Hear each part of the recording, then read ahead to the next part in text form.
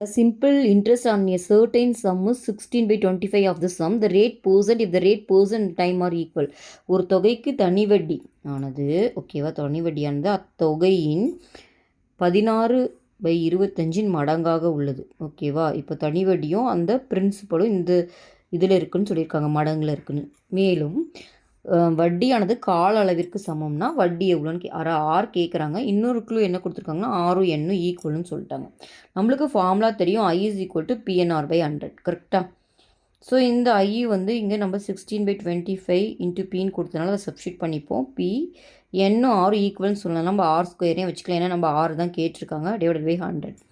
இந்த B cancel ஆயிரும். அப்போ R square is equal to 100 into 16/25. Okay, இப்போ 25 எப்படி கேன்சல் பண்ணால் இது 4ன்னு வரும்.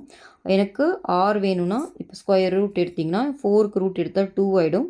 16க்கு ஸ்கொயர் ரூட் எடுத்திங்கன்னா 4ன்னு ஆகிடும். அப்புறம் மல்டிப்ளை பண்ணி 2 × 4 8%. அப்போது ஆரோட வேல்யூ 8%. இந்த பி ஆன்சர் தான் சம்மோட ஆன்சர்.